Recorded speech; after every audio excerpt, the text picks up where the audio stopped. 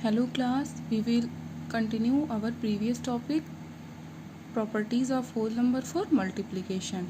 Now we will study about properties of multiplication in whole number. We have already studied about two property for multiplication. Now third one is associative property. Let's begin.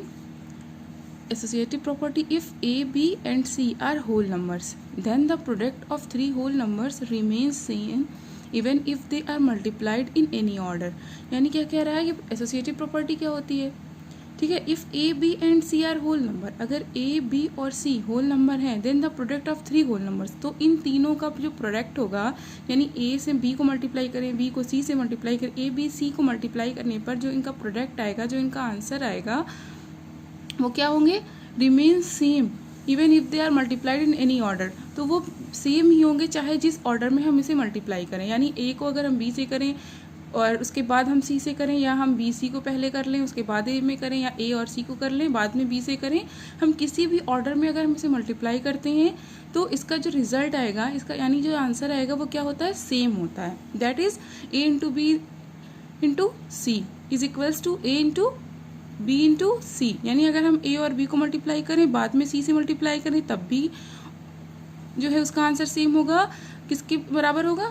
अगर हम B और सी को पहले कर लें बाद में ए से करें, है ना। तो जो है हमने इससे पहले कौन कौन सी प्रॉपर्टी पढ़ी थी? देखिए, एडिशन की पढ़ी, सब्ट्रैक्शन की पढ़ी, मल्टीप्लिकेशन की स्टार्ट किया था हमने। मल्टीप्लिकेशन में भी कितनी प्रॉपर्टी होती है?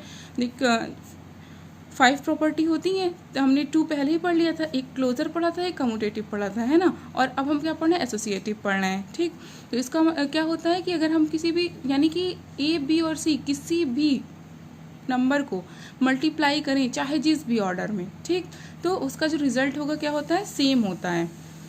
फॉर एग्जाम्पल देखिए, if we consider a is equals to 9, b is equals to 5, c is equals to 4, then 9 into 5 is equals to 45. After that we will multiply 45 into 4, that is equals to 180. यानी हमने क्या किया? ए हमारा 9 है, B 5 है और सी क्या है? 4 है। तो हमने सबसे पहले क्या किया? 9 5 ज़ा 45, यानी ए और बी को मल्टीप्लाई किया, उसके बाद हमने सी में मल्टीप्लाई किया, तो 45 इंटू 4 इज इक्वल्स टू 180. अब देखेंगे इस वाले फॉर्मूले पे, ए इंटू, यानी ए हमारा 9 है, 9 लिख दिया, बी 5 है, 5 लिखा, सी क्या है? 4 है, 4 लिख दिया। तो हमने सबसे पहले क्या किया? ब्रैकेट वाले डिजिट को हम पहले सॉल्व करते हैं, ठीक है। तो ब्रैकेट में क्या है? 5 इंटू 4 20, और यहाँ पे 9 है। फिर हमने क्या किया? इसके रिजल्ट को इससे मल्टीप्लाई कर दिया, तो 20 इंटू 9 इज इक्वल्स टू 180. अब देखिए इसका जो प्रोडक्ट है, इसका जो रिजल्ट है वो क्या है? सेम है, यानी 180 यहाँ भी है, 180 यहाँ भी है, जबकि हमने ऑर्डर चेंज करके मल्टीप्लाई किया था। तो ठीक है, तो इस प्रॉपर्टी को हम क्या कहते हैं? एसोसिएटिव प्रॉपर्टी कहते हैं। Next one is 4 into 5 into 8, यानी हमने क्या कर लिया? एक डिजिट 4 ले लिया, एक 5 ले लिया, एक 8 ले ली। देखिए, तो 4 5 ज़ा 20 इंटू 8, 28 ज़ा 160. और अब हमने क्या किया? यहाँ पे 4 इंटू 5 इंटू 8, यानी कि यहाँ पर हमने जो है ऑर्डर चेंज कर दिया है। यहाँ पर 4 और 5 को पहले लिया, अब यहाँ पर 5 और 8 को ले लिया, यानी बी और सी को पहले लिया। तो 8 5 ज़ा 40 इंटू 4 160, 160 इज इक्वल्स टू 160, यानी जो इनका रिजल्ट है वो क्या हुआ? सेम हो गया। तो इस प्रॉपर्टी को हम क्या कहते हैं? Associative property. क्लियर? नाउ सीधा नेक्स्ट वन, मल्टीप्लिकेटिव आइडेंटिटी।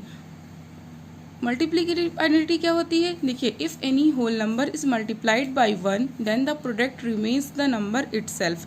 यानी हम जो है किसी भी नंबर को 1 से मल्टीप्लाई करते हैं तो उसका जो प्रोडक्ट क्या होता है? वही नंबर होता है, ठीक है। यानी मल्टीप्लिकेटिव आइडेंटिटी का मतलब क्या हुआ? कि हम किसी भी नंबर को 1 से मल्टीप्लाई करें तो वही नंबर खुद होता है।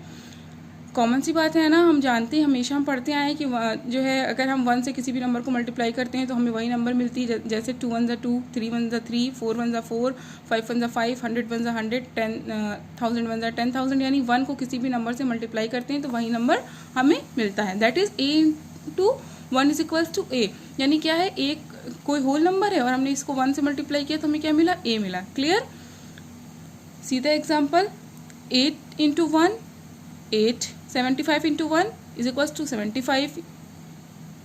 Clear? Hence it is also called multiplicative identity. और इसी प्रॉपर्टी को हम क्या कहते हैं? मल्टीप्लिकेटिव आइडेंटिटी भी कहा जाता है। यानी अगर हम किसी भी होल नंबर को 1 से मल्टीप्लाई करते हैं तो उसे हम मल्टीप्लिकेटिव आइडेंटिटी कहते हैं। Clear? Now see the next one, multiplicative property of zero. यानी अब हम क्या पढ़ेंगे, प्रॉपर्टी ऑफ ज़ीरो। मल्टीप्लाई करते हैं तो ज़ीरो की प्रॉपर्टी क्या होती है, ठीक है। यानी मल्टीप्लिकेशन में ज़ीरो की प्रॉपर्टी क्या होती है। Any whole number multiplied by zero gives the product as zero. यानी अगर हम किसी भी होल नंबर को ज़ीरो से मल्टीप्लाई करते हैं तो हमें क्या मिलता है, रिजल्ट में, प्रोडक्ट में क्या मिलता है, ज़ीरो मिलता है ना।